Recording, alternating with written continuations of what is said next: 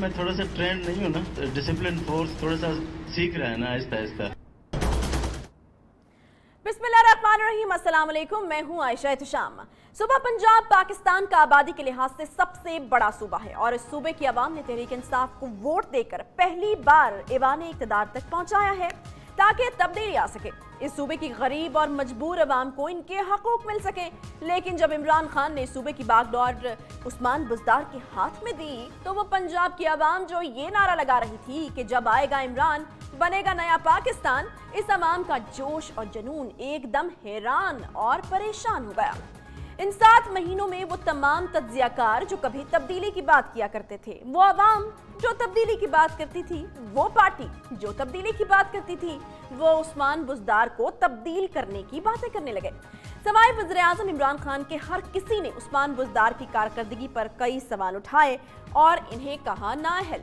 लेकिन क्योंकि वज़ीर-ए-आज़म इमरान खान ने खुद उस्मान बुज़दार को सिलेक्ट किया था तो इन्हें हर जगह उस्मान बुज़दार को डिफेंड करना पड़ा। बुज़दार तब्दीली का नाम है। सबसे पासमानदा इलाके से आते हैं, ना वहाँ बिजली है, ना वहाँ पानी है, ना वहाँ अस्पताल है। ये एक आम इंसान की दर्द रखते हैं, एक ईमानदार आदमी है। उस्मान बुज़दार अपनी इक़्तिदार को अपनी जात पैसा बनाने के लिए नहीं इस्तेमाल करेंगे, अपनी फैक्ट्रियां, अपनी शुगर मिल नहीं बनाएंगे, पंजाब बैंक ऑफ पंजाब से कर्जे नहीं लेंगे, अपने रिश्तेदारों को नहीं नवाजेंगे, अपने बेटों को अरबोपति नहीं बना देंगे। इनमें आजिज़ी है, तकब्बुर नहीं है, 40 गाड़ियों के प्रोटोकॉल में नहीं फिरते। जी बिल्कुल, यही था वो क्राइटेरिया जिस पर उस्मान बुज़दार साहब को वज़ीर-ए-आला पंजाब लगाया गया। लेकिन अब इत्तलात के मुताबिक वज़ीर-ए-आज़म ने अपने इस फैसले पर यू टर्न लेने का सोच लिया है। खबरें गर्दिश कर रही हैं कि बहुत जल्द नया वज़ीर-ए-आला पंजाब लाने का इम्कान है। वो वज़ीर-ए-आज़म जो कभी उस्मान बुज़दार को वसीम अकरम प्लस कहते रहे, अब इत्तलात के मुताबिक इजलासों में उस्मान बुज़दार की कारकर्दगी पर खुद तनकीद कर रहे होते हैं और उन्हें वार्निंग्स भी दे रहे होते हैं। ज़राए के मुताबिक मुख्तलिफ हलकों में भी उस्मान बुज़दार से मुतालिक कोई तसल्ली बख्श राय नहीं पाई जाती, जबकि नए वज़ीर-ए-आला की तलाश भी शुरू हो चुकी है। नए वज़ीर-ए-आला के चुनाव में मुस्लिम लीग काफ की राय और मशवरों को अहमियत हासिल होगी, क्योंकि मुस्लिम लीग काफ इससे कबल उस्मान बुज़दार की सरपरस्ती करते हुए मामलों को सुलझाने के लिए वज़ीर-ए-आज़म से मुलाकात कर चुके हैं और आज भी स्पीकर पंजाब असम्बली चौधरी परवेज़ इलाही की वज़ीर-ए-आज़म इमरान खान से कहाँ मुलाकात हुई है। इमरान खान का अपने वसीम अकरम प्लस को तब्दील करने के मुमकिन फैसले के पीछे जो वजूहात हैं, इनमें पंजाब असम्बली में अरकान की तनख्वाह में इजाफे का मामला, जिस पर वज़ीर-ए-आज़म ने मायूसी का इजहार अपने ट्वीट के जरिए भी किया था। दूसरी बड़ी वजह ब्यूरोक्रेसी को संभालने में मुकम्मल तौर पर नाकामी और बढ़ता हुआ अंदरूनी इंतशार भी इसकी एक बड़ी वजह है। ये वो तमाम नुमाया वजूहात हैं जिनकी वजह से बहुत जल्द पंजाब में एक बड़ी तब्दीली लाए जाने का इम्कान है। इसी पर बात करने के लिए हमारे साथ नसरुल्लाह मलिक साहब, सीनियर एंकर पर्सन, तज्जियाकार मौजूद हैं। बहुत शुक्रिया मलिक साहब प्रोग्राम में हमें ज्वाइन करने के लिए। ये जो वजूहात हमने बयान की और जिसके हवाले से कयास सराइयाँ की जा रही हैं, यही वो वजूहात हैं जिसकी वजह से उस्मान बुज़दार को तब्दील किया जा सकता है या पसे पर्दा कुछ और भी चीज़ें हैं? बिस्मिल्लाहिर्रहमानिर्रहीम। देखिए आयशा, बुनियादी बात तो ये है कि उस्मान बुज़दार साहब भले मानस आदमी हैं, इसमें कोई शक नहीं। और इमरान खान साहब जो बात कर रहे थे कि एक ऐसे बैकग्राउंड से उनका ताल्लुक़ है जो कंपैरेटिवली कहा जाता है कि वहाँ कम तरक्की हुई, फिर आपने देखा कि उनकी सियासी जितना सफ़र है वो भी बहरहाल इस लिहाज से ये है कि वो एक रख रखाव वाले आदमी हैं। लेकिन पंजाब में जो तवक्कुआत थी पाकिस्तान तहरीक इंसाफ की और ख़ास तौर पे गवर्नेंस के हवाले से, फिर जो उन्होंने डिलीवर करने के हवाले से बड़े बड़े दावे किए थे, उनमें मुश्किलात का सामना बहरहाल उनको है। उसकी बहुत सी वजूहात के साथ साथ एक बड़ी वजह यह भी है कि पार्टी के अंदर भी उनके असरात बहुत कम हैं। बुज़दार साहब पुराने पार्टी कारकुन नहीं हैं, PTI में अभी शामिल हुए थे कि पंजाब की वज़ारत आला उनके हिस्से में आ गई, तो इसलिए पार्टी के अंदर भी एक रिजेंटमेंट पाई जाती है और लोग ये समझते हैं कि उनको प्रॉपर मकाम भी नहीं देता पार्टी में जो पुराने लोग हैं। पुराने लोग भी एतराज़ उठाते हैं। फिर खान साहब ने जितने दावे किए उस हवाले से फिर इंतज़ामी जो मामलात हैं उस पर भी उतनी गिरफ्त उनकी इतनी मजबूत नहीं हो सकी। और जो पार्टी के ज़राए हैं PTI के, वो कहते हैं कि उनका एक्सपोजर इतना नहीं था कि इतने बड़े सूबे का वज़ीर आला उन्हें बना दिया था, जिसकी वजह से उनको एक मुज़ाहमत का सामना तो है पार्टी के अंदर। और ये डिमांड भी की जाती है पार्टी के चेयरमैन और वज़ीर आज़म इमरान खान से कि उनको तब्दील किया जाए। फिर जैसे आपने बात की कि कुछ हल्के उनसे नाला भी हैं और उनके इस फैसले से खुश नहीं थे, वो भी ये समझते हैं कि अगर पंजाब में कम अज़ कम शहबाज शरीफ का मुकाबला करना है तो उतनी तरक्की ज़रूर हो या उसके बराबर बराबर पहुँचने की कोशिश ज़रूर की जाए, ताकि हुकूमत अपनी गवर्नेंस के ज़रिए ये साबित कर सके कि जो तब्दीली पंजाब में आई है उसके खातिर खा फ़वाद जो है वो समेटे गए हैं। तो मालिक साहब, तो ये जो आपने मुकाबला करने वाली बात की, यकीनन शहबाज शरीफ साहब के स्टैंडर्ड्स काफ़ी ऊपर सेट हैं।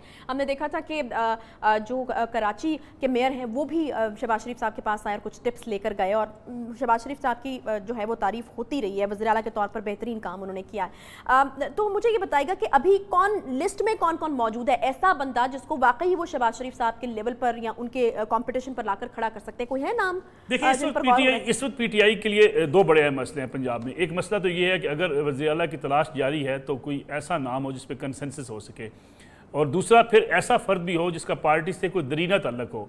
अब पार्टी इसलिए फंसी हुई है और पार्टी के लिए फैसला करना बड़ा मुश्किल हो रहा है कि अगर किसी ऐसे शख्स को लाया जाता है कि जो पार्टी में अभी शामिल हुआ हो लेकिन उसकी ग्रिप पंजाब के अंदर बड़ी मजबूत हो, तो तब भी मुश्किलात का सामना पार्टी को करना पड़ सकता है। इसलिए कुछ नाम जो आप इस वक्त भी ज़ेरे गर्दिश हैं, जिन पे कुछ बातचीत भी हुई, जिस पे मुशावरत भी हुई, उसमें मियां असलम इकबाल साहब हैं, लाहौर से पुराने रुकन पंजाब असम्बली हैं, सूबाई वज़ीर रहे पहले मुस्लिम लीग कायद आज़म के दौर में भी। फिर हाशम जो बख्त हैं रहीम यार खान से सॉरी, उनका भी नाम ज़ेरे गर्दिश रहा। उसके साथ साथ राजा यासर हुमायूं हैं चकवाल से, उनको भी इस लिहाज से थोड़ा सा फेवरेट करार दिया जाता है कि वो पार्टी के कारकुन हैं, मुख्तलिफ पार्टियों में नहीं रहे वो, और पार्टी के साथ उनकी लॉयल्टी जो है वो पुरानी और दीना समझी जाती है। इसके साथ साथ उनकी वजारत को भी बेहतर समझा गया कि उन्होंने जो वजारत निभाई है अभी पंजाब के अंदर। हाशिम जो वक्त का मसला ये है कि उनके भाई भी वफाकी वज़ीर हैं, फिर उनके ऊपर भी पार्टी का ये एतराज़ होता है कि वो भी पार्टी में रिसेंटली शामिल हुए और मुख्तलिफ पार्टियाँ बदलते रहे हैं। अगरचे जनूबी पंजाब कि जो अवाम से जो वादा किया गया जनूबी पंजाब को शेयर देने के हवाले से, उनको भी आगे लाया जा सकता था, लेकिन फिर जब मियां असलम इकबाल साहब की बात की जाती है तो उनको भी आशीर्वाद काफ़ी हलकों से हासिल है। तो ये सूरत हाल इस वक्त पीटीआई के लिए दो मसले हैं, एक तो कैंडिडेट का चुनाव, फिर उसके लिए एतमाद का वोट लेना। क्योंकि इस वक्त अगर आप पंजाब में देखें, चौधरी परवेज़ लाई साहब ने, चौधरी बरादरान ने पंजाब में पीटीआई के अरकान के साथ और अपने जो अरकान उनके साथ राब्ते बढ़ा दिए हुए हैं। इसलिए चौधरी परवेज़ लाई साहब की कंसेंट जो है वो बड़ी इंपॉर्टेंट होगी अगर किसी वज़ीर आला का इंतखाब होता है। उसके साथ साथ जो पार्टी के अपने वोट्स हैं, मुस्लिम लीग नवाज़ बड़ी मुतहरक हुई है, उन्होंने कुछ लोगों से राब्ते किए, और बहुत से ऐसे अरकान असम्बली हैं जिन्होंने इस बात का भी इजहार किया है कि चौधरी परवेज़ लाई साहब जो फैसला करेंगे, जो पीटीआई में शामिल हैं, तो हम उस हवाले से अपना फैसला फिर देंगे। तो अब पार्टी के लिए मुश्किल ये है कि अगर वो नए कायदे ईवान को ले भी आती है तो पार्टी वोट कैसे हासिल करेगी, एतमाद का वोट कैसे लेगा, ये एक बड़ा चैलेंज है पीटीआई के लिए, जिसके लिए पीटीआई कोशिशें कर रही है कि किसी तरीके से अपने तमाम अरकान पूरे किए जाएं। क्योंकि माइनर मेजॉरिटी के साथ उस्मान बुज़दार साहब वज़ीर आला बने थे। अगर अब मुस्लिम लीग नवाज़ भी अरकान से राब्ते करती है, मुस्लिम लीग कायद आज़म अपने तौर पर अरकान के साथ राब्ते करके एक धड़ा बनाने की कोशिश करती है, तो पीटीआई के लिए एक बड़ा चैलेंज होगा कि वो अगर नया कायदे ईवान लाती है तो उसके लिए वोट, पूरे अदम एतमाद के लिए वोट कैसे हासिल किए जाएँ, ये वो चैलेंज है। इसके साथ साथ ऐसा फ़र्द जो इंतज़ामी अमूर को भी बेहतर समझता हो, पार्टी में भी नो वारद ना हो, पार्टी के तमाम सीनियर कायदीन को और पुराने कारकुनों को साथ लेके चले, ये चुनाव अब पीटीआई के लिए बड़ा एक मुश्किल मरला इस पे आन पहुंचा है। सही, ठीक है, बहुत शुक्रिया नसरुल्लाह मलिक साहब हमारे साथ मौजूद थे और मुमकिन तौर पर जो नाम ज़ेरे गौर हैं उनके हवाले से भी काफ़ी तफसील से उन्होंने बताया। लेकिन हमारी भी जो इत्तलात थी उनके मुताबिक मियां असलम इकबाल साहब जो हैं वो काफ़ी फेवरेट करार दिए जा रहे हैं। पार्टी में काफ़ी चहमगोइयाँ हुई हैं कि शायद उनका जो नाम है उनके नाम ये कुर्रा निकल आए वज़ीर आला पंजाब के हवाले से। लेकिन बहरहाल पीटीआई को इस वक्त एक एक्टिव वज़ीर आला की ज़रूरत है, क्योंकि पंजाब एक बड़ा सूबा है पोलिटिकल सरगर्मियों के हवाले से भी, और वैसे भी यहाँ पर काफ़ी हाई स्टैंडर्ड सेट किए जा चुके हैं इससे पहले। एक छोटा सा ब्रेक हमें लेना है, ब्रेक के बाद वापस आएंगे, कुछ और अहम मौज़ूआत पर भी गुफ्तगू होगी, हमारे साथ रहिए।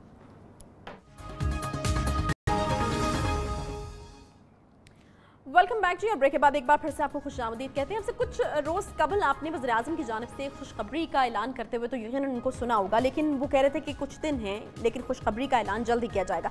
तो उस खुशखबरी के हवाले से हम आपको बताते चलें कि अब हमें पता चला कि वज़ीर आज़म इमरान खान क्यों बार बार ये ऐलान करते हैं कि मुल्क पाकिस्तान के जो गहरे समंदर हैं उसमें से तेल और गैस के बहुत बड़े ज़खायर जो हैं वो हासिल होने वाले हैं। लेकिन आज एक खबर आती है दी न्यूज़ की, और वो जो ये तमाम जो दावा किया जा रहा है वज़ीर आज़म का, उसको थोड़ा जो है मुतज़ल्ज़ल करती हुई हमें नज़र आती है, क्योंकि जो ये खबर आई है उसमें ये कहा गया है कि शायद जिस हवाले से दावा किया जा रहा है वो चीज़ उस तरह से नहीं दरियाफ्त हो पाए जिसके बारे में कहा जा रहा था। पेट्रोलियम डिवीज़न के हुकाम ये समझने से कासिर हैं कि वज़ीर आज़म साहब आखिर इतने वसूल के साथ ही दावा कैसे कर रहे हैं, क्योंकि 5500 मीटर्स की मतलूबा खुदाई अप्रैल के आखिर तक मुकम्मल होगी, जबकि अब तक सिर्फ 3700 मीटर्स की खुदाई हुई है। इसलिए बड़ी दरियाफ्त का दावा थोड़ी सी जल्दबाजी लगता है उनको। अब इमरान खान साहब को किसने ये खबर दी है कि ये ज़ाहिर दरियाफ्त हो चुके हैं, क्योंकि जबकि आला अफसर तो ये कहते हैं कि इन्हें नहीं मालूम कि इस मरहले पर वज़ीर आज़म को कौन ब्रीफिंग दे रहा है कि बहुत बड़ी दरियाफ्त होने वाली है, क्योंकि खुदाई का जो हदफ है 5500 मीटर का जो हदफ मैंने आपको बताया, वो जो हदफ है अब ये 1800 मीटर दूर है। Experts rejects claim of major oil gas discovery, यानी एक्सपर्ट्स ने इस दावे को बिल्कुल रिजेक्ट कर दिया है। और इसी हवाले से गुफ्तगू करने के लिए एक एक्सपर्ट को ही हमने दावत दी है अपने साथ। GS साबरी साहब हमारे साथ मौजूद हैं, साबिक DG ऑयल हैं, वज़ारत पेट्रोलियम के साबिक खुसूसी सेक्रेटरी भी हैं। आपको बताते चलूँ GS साबरी साहब, ये जो ऐलान वज़ीर आज़म साहब की तरफ से किया गया है ये किस हद तक ठीक है, क्योंकि ये जो खबर मैं पढ़ रही थी उसमें आपका भी एक बयान था और उसमें आपने ये कहा था कि केकड़ा 1 की खुदाई से कबल दरियाफ्त के इम्कानात 19% थे, लेकिन 2 जानिब की ट्रैकिंग के बाद ये इम्कानात मज़ीद कम हो गए हैं। तो आपके मुताबिक इम्कानात कम हो गए हैं, लेकिन वज़ीर आज़म साहब ये दावा करते हुए नजर आते हैं कि इम्कानात रोशन है कि तेल और गैस के ज़खायर मिल जाएंगे यहाँ से। जी, असल में ये देखिए मैम कि इसको इस तरह दो पैराहे में देखना पड़ता है। वज़ीर आज़म साहब पॉलिटिकल आदमी हैं, उनको जो है ना इसको हाइप तो उनके लिए naturally it's going to be इंशाल्लाह ताला, जब ये डिस्कवरी होगी तो उनके लिए बहुत बड़ी खुशखबरी होगी। लेकिन अगर हम टेक्निकल एक्सपर्टीज़ के हिसाब से जाएं तो ये बड़ा नॉर्मल होता है। 19% जो है, जो मेरी स्टेटमेंट थी, that is also that stands valid. और साइड ट्रैक जब होता है तो ठीक है, 1-2% कम होता है। मैं आपको यहाँ बताता चलूँ कि 19% जो है ना बड़ा हाई प्रोबेबिलिटी है ऑफशोर में। ऑफशोर वेल्स जो हैं, असल में एक तो हमारा जो मैंने भी वो न्यूज़ में पढ़ा है, देखिए 3 तरह के ऑफशोर्स हैं, एक शैलो है, एक डीप है और एक अल्ट्रा डीप है। जो पहले 17 एक वेल्स ड्रिल हुए हैं उसमें से 16 वेल्स शैलो और उसमें डीप वेल में है। अल्ट्रा डीप में सिर्फ एक वेल ड्रिल हुआ है जो कि टोटल का था, which was in the year 2003। अब उसके बाद मैं आपको ये बताता चलूँ कि क्यों इसके ऊपर ज़्यादा हाइप्स हैं और ये जो लोगों को इसके ऊपर उम्मीदें हैं कि जब टोटल का वेल ड्रिल हुआ था तो this is the same block, और टोटल दुनिया की जो अल्ट्रा डीप कंपनी थी उस वक्त टोटल का यह कहा जाता था कि this was the deepest well drilled by total anywhere in the world in ultra deep waters. तो ये चीज़ें जो है ना ये उस पैराहे में देखनी चाहिए, हमें शॉर्ट टर्म पे नहीं देखनी चाहिए। और टोटल ने जब ड्रिल किया वो ठीक है, unfortunately it was a dry hole, और दुनिया में हमेशा ये होता है कि 6-6, 7-7, 8-8 वेल्स के बाद ड्राई होल होता है, डिस्कवरी होती है, ड्राई होल जाते हैं 6-7-8। ये बताएगा मुझे जी साबरी साहब, मुझे ये बताएगा कि यहाँ पर चूंकि हमने ये भी देखा कि पहले जब एक जगह खुदाई की गई तो प्रेशर किक मिली थी और वो शायद इतनी ज़्यादा थी कि वो सेफ नहीं थी ड्रिलिंग, और फिर उसको छोड़ दिया गया, वहीं पर रोक दिया गया और फिर दूसरी जगह ड्रिलिंग की गई। तो ये किक प्रेशर क्या होता है, और अगर ये मिल जाए तो आप ये सोच सकते हैं कि यहाँ से कोई बड़ी दरियाफ्त हो सकती है? देखिए, जो प्रेशर किक्स होती है जब आप ड्रिलिंग करते हैं उसमें मड जाता है, उसमें पानी जाता है, ये फ्लो करते हैं, काउंटर फ्लोज करते हैं, तो वहाँ पे जो अर्थ प्रेशर है उसके ऊपर जो अगर कोई चीज़ होती है तो that is known as pressure kicks. लेकिन किसी भी चीज़ के ऊपर कहना अभी इट इज़ टू अर्ली कि हमें जो है ना रिजर्वायर प्रेशर किक जो है ना that is what is very important. जैसे अभी हम 3800 तक पहुँचे हैं, इसका 5500 जो है ना जो टारगेट डेप्थ है वो 5500 है, इसमें 3700 में से भी 2000 फीट जो है वो वाटर डेप्थ है। दैट मीन्स कि एक्चुअल ड्रिलिंग जो है other than the water depth, जिसमें रियल फॉर्मेशन में जो ड्रिलिंग है उसमें वो 1800 फीट मीटर ड्रिल हुआ है। तो अभी still you see another almost about 1700-1800 metre drill होना है, उसमें टाइम लगेगा। और इस वक्त दुनिया की ENI जो ऑपरेटर है, मैं आपको ये बताता चलूँ कि और एक्सन मोबिल भी, they are the world class companies, they are just 4 other companies जो कि इसमें थी, एक पेट्रोब्रास है, एक स्टेटोइल है, एक शेल है और एक टोटल है जो इसकी अल्ट्रा डीप की है। And these are the 2 other companies. ये नहीं कि बहुत बड़ी डिस्कवरीज हुई हैं और ये ना इस वक्त बड़ी पुरुमीद है। तो इंशाल्लाह मुझे तो बहुत उम्मीद है कि बावजूद इसके कि 2 साइड ट्रैक्स हुए।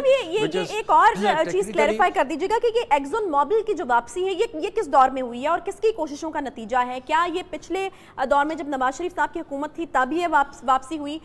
एक्सॉन मोबिल की शायद खान अब्बासी साहब की कोशिशें थी, क्योंकि ये भी कहा जा रहा था कि वो उन्होंने बाहर दौरे किए थे और वो जो हैं कायल करके उनको वापस लेकर आए हैं, या फिर ये जो क्रेडिट है ये पीटीआई की गवर्नमेंट के हिस्से में आता है?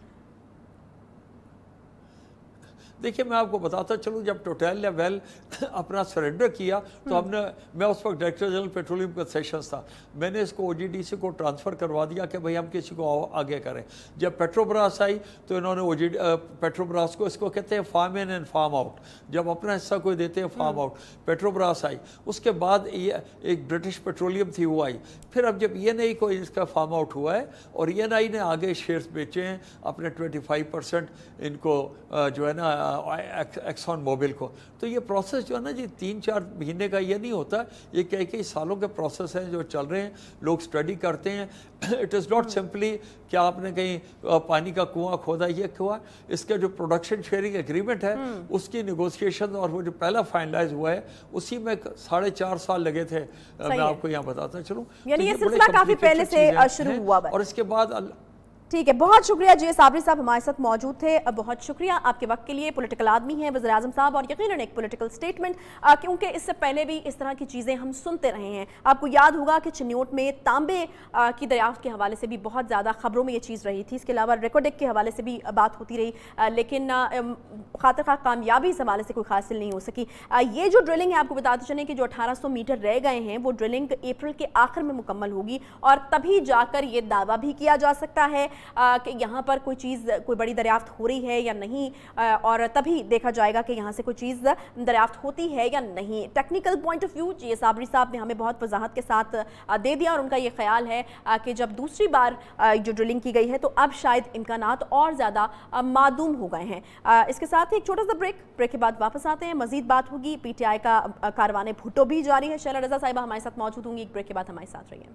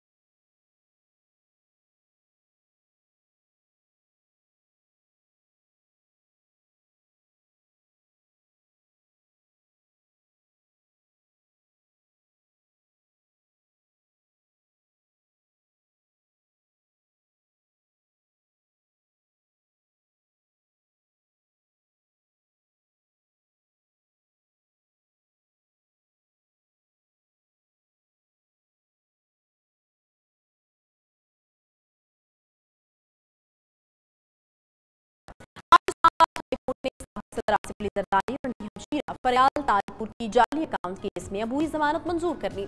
दोनों बहन भाइयों ने जाली अकाउंट्स केस में गिरफ्तारी से बचने के लिए जमानत कबल अज़ गिरफ्तारी की दरखास्तें गुज़श्ता रोज इस्लामाबाद हाई कोर्ट में दायर की थीं और कल ही सुप्रीम कोर्ट ने नैब को पेशगी इत्तला के बगैर गिरफ्तारी की इजाजत भी दी है।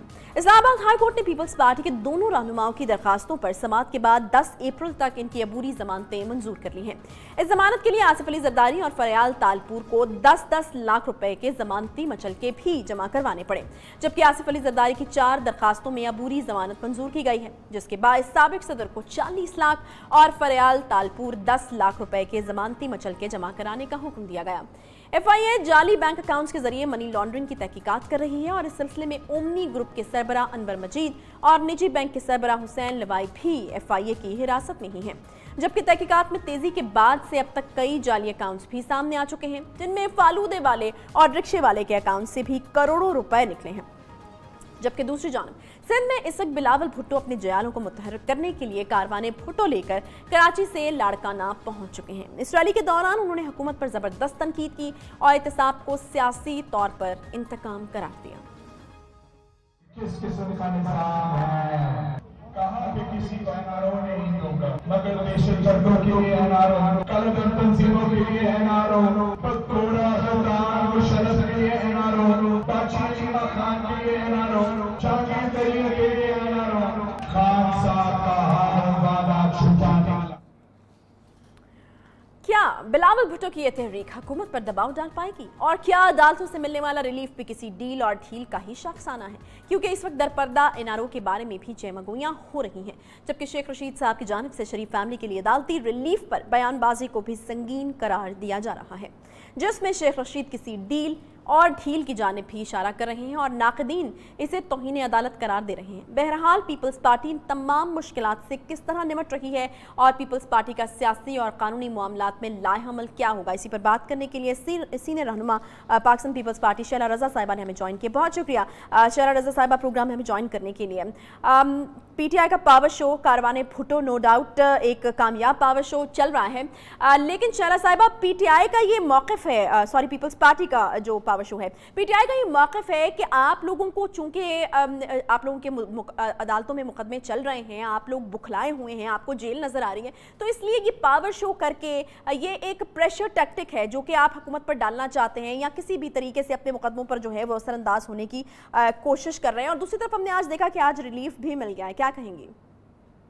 ये पीटीआई बेचारी करे क्या, क्योंकि उसको खुद ये समझना चाहिए कि पहले उसके पहले 100 दिन थे, फिर जो है हमने उनको पूरा वक्त दिया, लेकिन अगर वो हमने उनको तमाम पॉलिटिकल पार्टीज़ को मनाया कि आप लोग वोट उठाएं, हमने उनको खुली ऑफर दी कि हम आपके साथ काम करना चाहते हैं, हमने कहा कदम बढ़ाओ इमरान, हम आपके साथ हैं। दूसरी अपोजिशन पार्टी ने भी, नवाज शरीफ साहब की पार्टी ने भी यही इस किस्म की बात की। इसको हमारी कमज़ोरी समझा गया।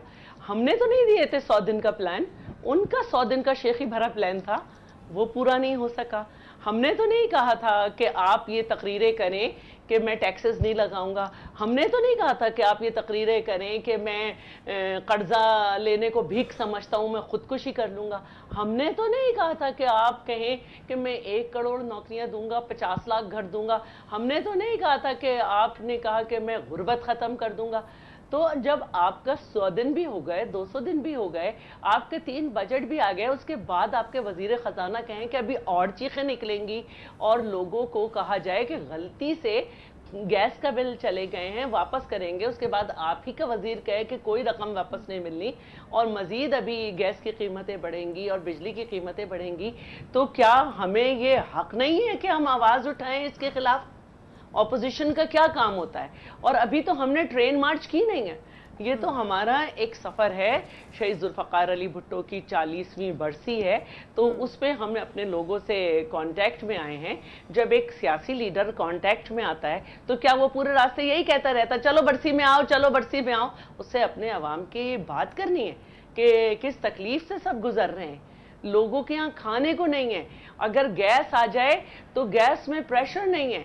एक आम आदमी बाहर रोटी लेने जाए तो उसको रोटी इतनी महंगी मिलती है। तो ये बात तो हमें करनी है।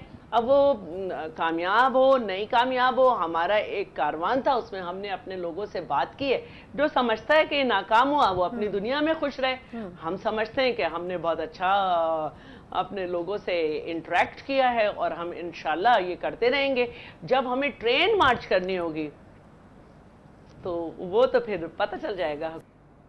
हम उनकी हुकूमत गिराना नहीं चाहते, हम कहते हैं अभी भी वक्त है। कहाँ पे आपने डॉलर की कीमत पहुंचा दी है, कहाँ पे आपने रुपए को गिरा गिरा के ज़मीन पे लगा दिया और फिर भी मईशत नहीं संभल।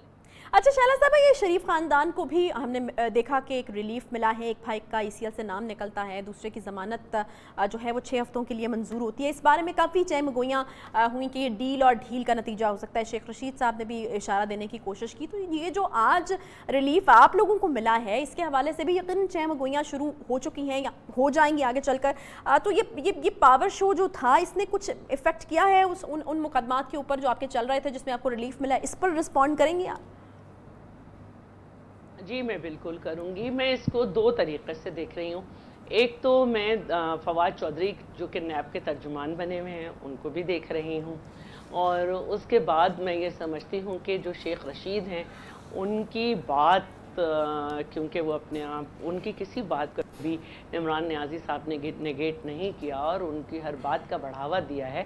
उन्होंने खुलेआम चेयरमैन बिलावल को धमकी दी, फिर बराबर वाले के कुछ कहने पे थोड़ी सी बात बदलने की कोशिश की, लेकिन कहीं से कोई बात नहीं आई। और इस बात के ऊपर भी उन्होंने, इमरान नियाज़ी साहब ने कोई रद्द अमल नहीं दिया कि वो कह रहे हैं कि मैं जानता हूँ कि ये डील कर लेंगे। लेकिन अगर मैं शेख रशीद को हटा दूँ और मैं नजम सेठी साहब की तरफ देखूं जो कि PMLN के बहुत करीबी समझे जाते हैं और एक काबिले इज़्ज़त आदमी हैं, उन्होंने भी परसों ये कहा कि इमरान नियाज़ी तो नहीं चाहते थे और वो दोनों को सियासी तौर पे ख़त्म करना चाहते थे, लेकिन रियासत ये समझती है कि अगर दोनों अपोजिशन बड़ी पार्टीज़ मिल गई तो बहुत ज़्यादा मसाइल होंगे। तो उन्होंने अपनी कम्युनिकेशन खोल ली है नवाज शरीफ बरादरान से, लेकिन इसके साथ साथ उन्होंने कहा कि रियासत के ताल्लुकात जरदारी साहब से मज़ीद बिगड़ गए हैं और वो मुकदमात भी उन पे खोले जाएंगे जो पहले नहीं। तो फिर दोनों पार्टीज को अपनी अपनी जगह रिलीफ देने का मकसद यही हो सकता है कि कहीं ऑपोजिशन जो है वो मिलकर हुकूमत को टफ टाइम देने पर ना आ जाए, या मिल जाए तो कोई बड़ी तहरीक भी शुरू हो सकती है। यही वजह थी कि रिलीफ दिया गया दोनों पार्टीज को अपनी अपनी जगह। देखिए रिलीफ नहीं मिला। देखिए ये जो रिलीफ है हमारी तो अभी कोई चीज़ साबित ही नहीं हुई, ड्यूरिंग इंक्वायरी है। और कल ही जो है वो एक्सप्लेनेशन दी गई है कि जब तक ठोस सबूत और सब कुछ ना हो उस वक्त तक आप गिरफ्तार नहीं कर सकते। तो ये तो प्रोटेक्शन बेल है जो एक आम केसेस में भी एक आम आदमी लेता है। हम तो बल्कि ये कह रहे हैं कि आपने ह्यूमैनिटेरियन ग्राउंड पर जिसकी कोई नज़ीर नहीं मिलती, क्योंकि नवाज शरीफ के केसेस में बहुत सारी जगह नज़ीर नहीं मिलती, चाहे वो JIT बनना हो, चाहे डायरेक्ट सुप्रीम कोर्ट में चलना हो, फिर सुप्रीम कोर्ट से हाई कोर्ट में आ जाना हो। होता यह है कि हाई कोर्ट से सुप्रीम कोर्ट जाता है, तो इसी तरह यह भी नज़ीर नहीं मिल रही है। लेकिन हम तो रिक्वेस्ट कर रहे हैं कि उस्मान डार साहब ने एक फजूल सा केस जैसे ख्वाजा आसिफ साहब पे था, इस तरह से आसिफ अली जरदारी साहब पे है, और उसके लिए 4 अप्रैल को बुलाया है। और 4 अप्रैल को शहीद जुल्फ़कार अली भुट्टो की 40वीं बरसी है। हमारे लीडर हैं, पाकिस्तान के आइन के बानी हैं, पाकिस्तान के न्यूक्लियर पावर के हीरो हैं। हम चाहते हैं कि हमें उस पे एक दिन आगे ये पीछे कर दिया जाए। जैसे CM सिंध को 26 तारीख को बुलाना था तो उन्होंने 25 को अपनी हेयरिंग कराई। तो ये तो मैं ये समझती हूँ कि एक राइट है, बेल कोई हमारी वो नहीं है। असल बात तो ये थी कि चीफ जस्टिस साहब ने कहा था कि बिलावल साहब तो बेकसूर हैं, वो तो अपने नाना की और माँ की लेगेसी लेके चल रहे हैं, लेकिन उनको बुलाया गया। असल बात तो ये है कि नवाज शरीफ साहब ने किताब में सुहेल वड़ाइच की लिखवाया कि ये जितने केसेस थे मैंने इस्टेब्लिशमेंट के दबाव पे बनाए, लेकिन उनको खोला जा रहा है। इनको ना खोला जाता, क्योंकि जितने केसेस चले उसमें आसिफ अली जरदारी साहब बरी हुए हैं, जबकि आपको माजी भी मालूम है कि उसमें ये फोन जाते थे कि ज्यादा से ज्यादा सजाएं दो, सब दो, लेकिन हम तो किसी अच्छा, ये एक और चीज़ शरा रज़ा साहिबा, सोशल मीडिया पर भी विजुअल्स चल रहे हैं और कुछ इस तरह की बातें भी हो रही हैं, जितना हमने भी देखे, कुछ हमारे जो नुमाइंदगान वहाँ पर उसको कवर कर रहे हैं उन्होंने भी रिपोर्ट किया कि ये जो कारवान भुट्टो है इसके लिए जो ट्रेन इस्तेमाल की गई है, इसके ऊपर जो बैनर्स और फ्लेक्सेस लगे हुए हैं उसमें कहीं पर भी जरदारी साहब जो हैं उनकी तस्वीर उनको नज़र नहीं आई। बिलावल भुट्टो जरदारी साहब हैं और इसके अलावा मोहतरमा की तस्वीरें, बीबी मोहतरमा की तस्वीरें लगी हुई और जुल्फ़कार अली भुट्टो साहब की। तो क्या आप लोगों ने शेख रशीद साहब की उस बात को ज़्यादा सीरियस तो नहीं ले लिया जो वो कहते हैं, बिलावल को मशवरा देते हैं बार बार कि अपने बाप से हटकर सियासत करो और उसकी करप्शन को जो है वो तुम ना डिफेंड करो, इस तरह की चीज़ें जो करते हैं, तो आपने उनको सीरियस तो नहीं ले लिया, इसलिए आपने बिल्कुल ही वो थोड़ा ज़रा उनको आउट करके सियासत करना शुरू की है, ये समझा जाए इस बात को? फिर आप कहेंगी कि फरियाल साहिबा की भी तस्वीर नहीं थी, फिर आप कहेंगी कि आसिफा की तो होनी चाहिए। सरदारी साहब तो देखिए ना, को चेयरमैन है पाकिस्तान पीपल्स पार्टी के किरदार को कोई माइनस नहीं कर सकता, मैं वही बात कर रही हूँ कि आसिफ साहब के किरदार को कोई माइनस नहीं कर सकता। 5 साल वो पहले सदर हैं जिन्होंने 5 साल कंप्लीट किए और जमहूरी सदर हैं, वरना तो उससे पहले प्रेसिडेंसी में रबर स्टैम्प बिठाए जाते थे। उन्हीं ने सीपैक किया, उन्हीं का ट्रांसफ़र ऑफ पावर है, 18वीं तरमीम है, सब कुछ है। देखिए ये कारवाने भुट्टो था और जिसका मकसद जो है वो ये था कि 40वीं बरसी के लिए और ना सिर्फ मोटिवेट किया जाए बल्कि आवाम को एतमाद में लिया जाए कि आपकी मुश्किल के मसाइल हम जानते हैं। तो इसमें जिसने जो दिल चाहा वो लगाया। इसमें मैंने तो एक पैनोफ्लेक्स भी नहीं बनाया, तो क्या मुझे लोगों से मोहब्बत नहीं है? अच्छा, एक और सवाल, आपका एक ट्वीट मेरे पास इस वक्त मौजूद है। मना करते थे कि कोकेन का नशा करके इंटरव्यू या बयान मत दो। अब देखो, अमरीकी वजारत खारजा से लेकर पूरी दुनिया का प्रेस अफगानिस्तान पर दिए गए बयान पर कैसी लान तान कर रहा है। इसी नशे में 1 करोड़ नौकरी और 50 लाख घर से लेकर अंडे, मुर्गी, कट्टों और टॉयलेट सफाई के बयान दिए थे। अब भी समझ लो वरना। ये शहला रज़ा साहिबा, ये वार्निंग है वरना। और उससे पहले आपने इतना संगीन किस्म का जो इल्ज़ाम है प्राइम मिनिस्टर ऑफ पाकिस्तान पर लगा दिया, किस किस्म की बात थी? भाई वरना का यही मतलब है कि कितना अवाम को बेवकूफ़ बनाओगे। उस वक्त से डरो जब अवाम का सैलाब उठ जाए। और ये कि अपने आप को हीरो बनाना छोड़ दो कि मैं सॉलिस का किरदार अदा करना चाहता था यमन में और सऊदी अरब में, अब ईरान अफगानिस्तान में भी घुस रहे हो। आपकी खारजा पॉलिसी नहीं है, आपने अकेला कर दिया पाकिस्तान। ठीक है, बहुत शुक्रिया। शैला रज़ा साहिबा हमारे साथ मौजूद थी, पाकिस्तान पीपल्स पार्टी की सीनियर रहनुमा। तफसीलन गुफ्तगू कर रही थी कारवाने भुट्टो पे भी। उसके अलावा एक ट्वीट जो उनकी काफ़ी खबरों में, उस पर भी हमने उनसे बात की। छोटा सा ब्रेक लेंगे, ब्रेक के बाद वापस आते हैं, हमारे साथ रहिए।